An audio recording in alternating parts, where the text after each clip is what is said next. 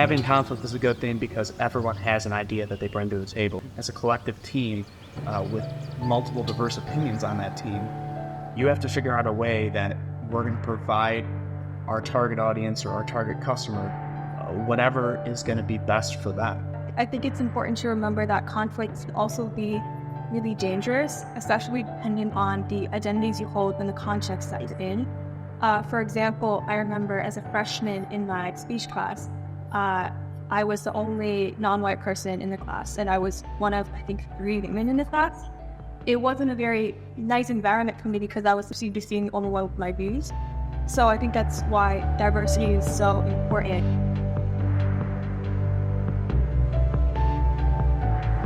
One student had very strong attachment to his view of things as being the natural, most important view, and really put pressure on other students who were coming from a different perspective, a different background, maybe different gender or race, had different lived experiences. And he said, well, it's, you have to tell me, it's your problem to educate me. And I thought that really captured a lot of what can be problematic about some conflicts in class.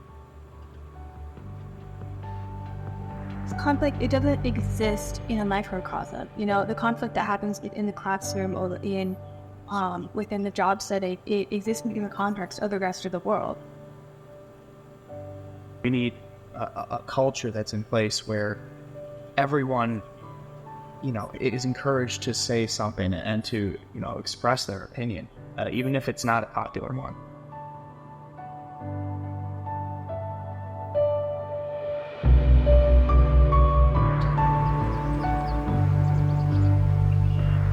I didn't have to disclose my bias. And when I'm in private class, you can see that a lot. So it's harder for me, say, to make a statement that would be feminist or something, because then it would be like, oh, that's because you're a woman.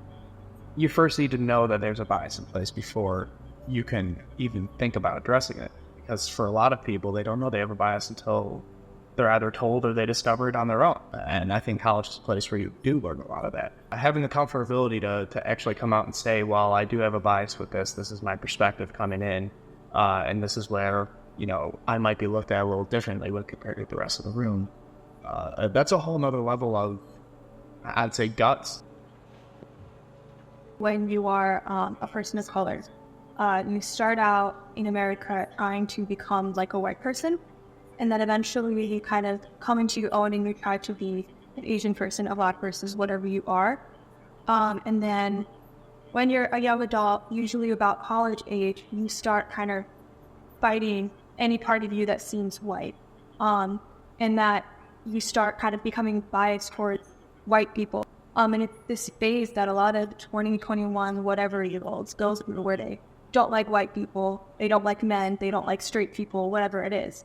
And then eventually you grow out of that and you start to realize that everybody's equal and that you shouldn't hate anybody and no individual is responsible for those kind of things. But the fact of being sort of biased in some ways is, for me, a result of these structures that can be changed, but it also gives us a little bit of grace in terms of changing and evolving.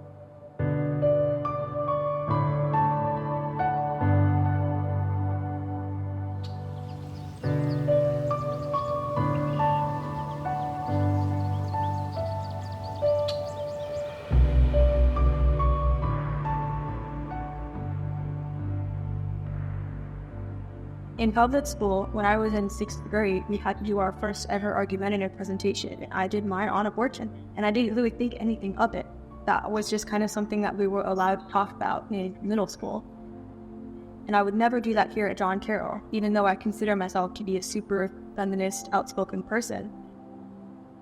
But when I was first here, the protections for faculty and staff as employees did not include sexual orientation because they don't have to. My argument on many other faculty members was, yes, you can choose to discriminate on the basis of sexual orientation, but how cool would it be if you chose not to? And you were the first Jesuit school to do that. The administration at that time politely said, no, thank you, we would not like to do that.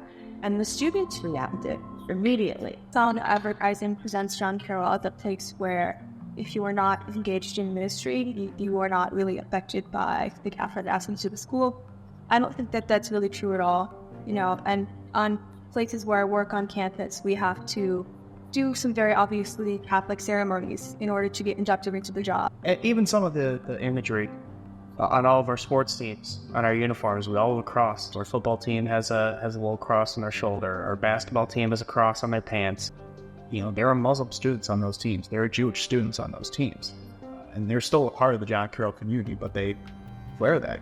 And, that's kind of the gray area of discussion where do you keep that on the uniforms and stick to your Jesuit tradition?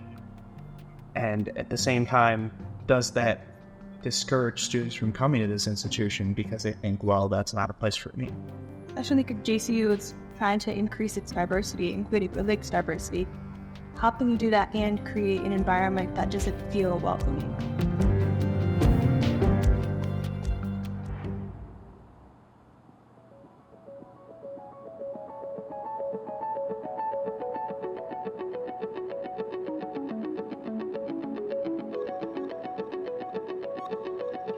I think it's fairly obvious that I don't think higher education has become too liberal. I think it's too conservative.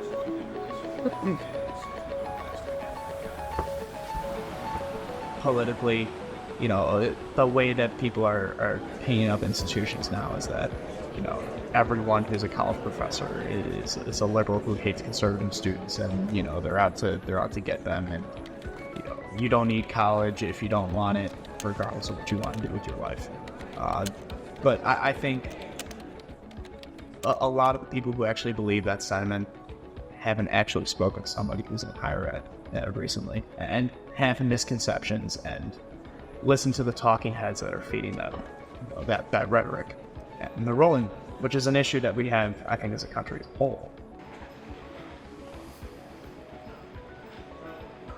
The reason why a lot of times journalists and professors and teachers, but especially professors, are seen as liberal is in part because of the nature of what we do.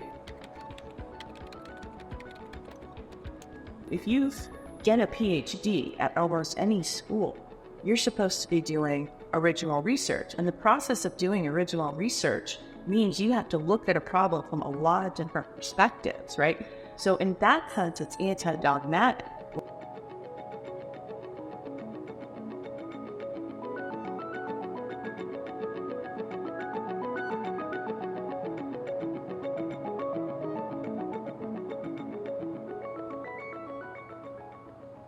Part of the core curriculum is speech, critical thinking, learning about other cultures, learning about natural sciences, all of that. Nothing about listening, nothing about reading. And that's what I see, is people coming at knowledge not from a place of, I have a right to say whatever I want, which is arguably true, but more, I have an obligation to listen to people around me, to really hear them, and to read up on stuff that I don't understand instead of asserting something. People with minoritized views, I think they need to be empowered the most. Like I said, in the second step of the college racial awareness journey, you try to be a minority, you try to be Asian, you try to be Black, you try to be whatever. And in that process, you read, you watch movies, you consume media, and you learn how to be that person. And I think that is something is needed in order to be who you are confidently. And so I think universities should encourage that journey.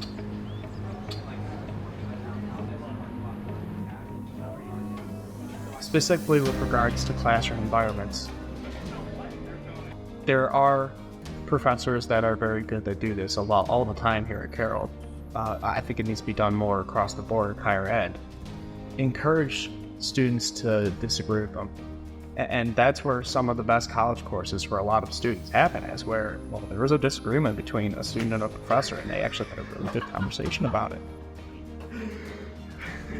But I personally know a bunch of students who, when they have a big paper that's coming up, will write whatever the professor's opinion is and hope that they're going to get a good grade with it because, this is what the professor thinks, and this is, pretty much what they laid out to me.